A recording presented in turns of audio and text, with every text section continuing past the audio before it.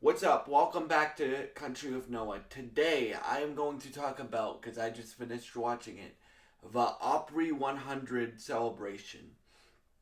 So, if you don't know, the Grand Ole Opry is celebrating 100 years this year, right? So, me and my mom, shout out to my mom, me and my mom just finished watching the Opry 100 um, celebration, celebration. And this celebration was great, bro. Like, it was kind of a history lesson for myself. Like, I consider myself fairly knowledgeable about country music, but I am not like uh I am not all knowing about country music. I just love country music, as you guys know.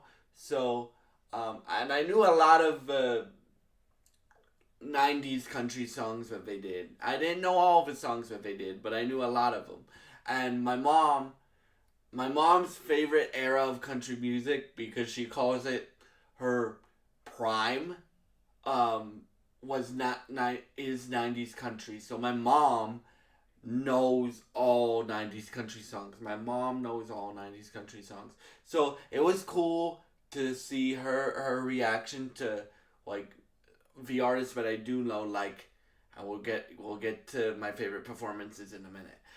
Like Blake Shelton or a Carrie Underwood or a Brad Paisley did Whiskey Lullaby. I do know that song, right? Or like a Luke Combs or or or or other people like that I do know, because I consider myself very, very, very knowledgeable about 2000s country and a little bit knowledgeable about 90s country and a little bit knowledgeable about 80s country.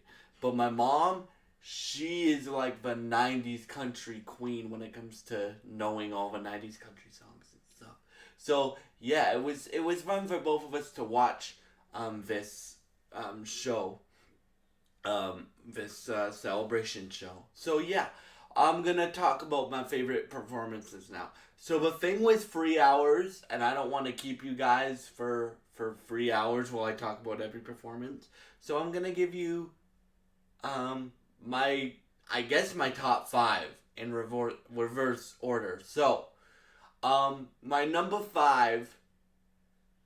Ooh, okay, this is gonna be hard. My number five um was probably Keith Urban's performance. So a lot of the songs that they did were to, well, it was either the artist covers a song from another artist and then do one of their own songs, and that's what Keith did. So uh he covered one of Loretta Lynn's I mean, Loretta Lynn's sister also does music, and he covered one of her songs, and then he did one of his own songs, and I thought his stage presence was incredible. Like, for those that don't know, because I haven't done a video on Keith Urban yet, I love Keith Urban. Like, I love how experimental he is. I love classic country too. We'll get to that in a minute. But I also love, like, the people that aren't afraid to take risks, like a Kelsey Ballerini or a Keith Urban or like even Post Malone, even, right? Um, and I respect all of it. So, yeah. Um, so that was my number five. I just really liked the energy that Keith had, and the stage presence that Keith had, and the vocal prowess that Keith had for both songs. And yeah, so my um, number four was probably um, Trisha Yearwood and Reba McEntire. Trisha Yearwood performed two times in this event show, and so she brought up Reba brought Trisha out to sing "When the Lights Went Out in Georgia," right? Um, and when you have those two sing together, it's like magic. If you don't know, Trisha Yearwood to me is the best vocalist from '90s country in my opinion. In my opinion, so I love Trisha Yearwood's music. Like my favorite Trisha Yearwood song is wrong side. I mean, um, my favorite Trisha Yearwood song is probably In Another's Eyes or um, yeah, it's probably In Another's Eyes. So yeah, that was really cool for me because Reba can sing her butt off, Trisha can sing her butt off. That there's no question about that, and that was really cool for me to see them sing together. So yeah, um, number three, um, Blake Shelton, Trace Atkins, and and Clint Black. Um, so they each did three separate songs. My favorite one out of the bunch that they all did was Blake, because Blake did "Pickup Man" by Joe Diffie. But if I have younger people watching me and you know that song, Post Malone, Hardy, and Joe Diffie just did a cover of that song on Hicks tape. So I I thought Blake had a really good performance there, right? In my opinion, and the other two did a great job as well. I'm not as familiar with Trace or Clint Black. Um, I know who they are. Like my favorite Trace Atkins song is probably one that he did with Luke Bryan and Pitbull, and I think that song's great. So yeah, but this is so I thought that performance was number three. Um, number number two. Number two was Brad Paisley and Alison Krauss singing Whiskey Lullaby. So me and my mother both love that song. My mom and my aunt, shout out to my mom and my aunt, my mom again, and shout out to my aunt. My mom and my aunt saw Brad Paisley live in Vegas a few years ago, and that's my mom's favorite concert that she's ever been to in her life. So we both love Brad Paisley, and I you got well if you've seen my Brad Paisley video, you guys know how great I think Brad Paisley is, right? And um, that song like I love to see Brad Paisley perform because I think he's one of the best guitar players ever, and one I think, or one of the best people to ever touch a guitar. Period in music history, and two, um, I I think I think I think that Brad has a really good voice, and yeah, um, so that was my number two. Now if you guys watched this thing, you guys should know what my number one is. But, huh.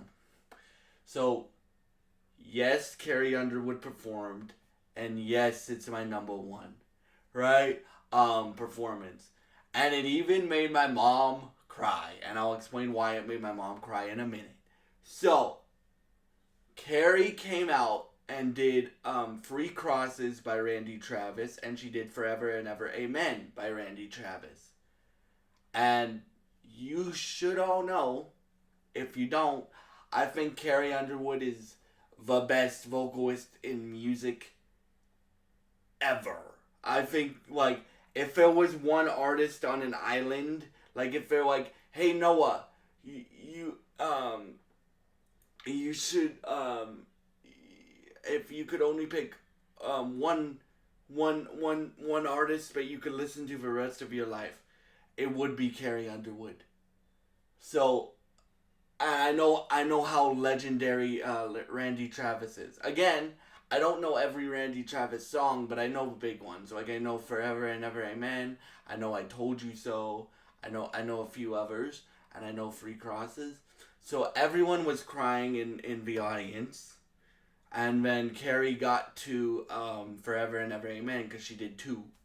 And if you guys don't know, Randy Travis had a really bad stroke a few years ago, or like I think a decade ago, and so he can't really talk, or like he can't really talk. So what made my mom cry is Carrie was singing Forever and Ever Amen, and she walked into the audience, and Randy Travis was in the front row, and Carrie put the microphone up to Randy's mouth, and he was like, he sang the ending of Forever and Ever Amen, and that made my mom cry. In terms of Carrie's vocal performance on this thing, I love Carrie Underwood singing anything, but like she can sing anything well. Like she can get me into any genre of music. But bruh, like sh-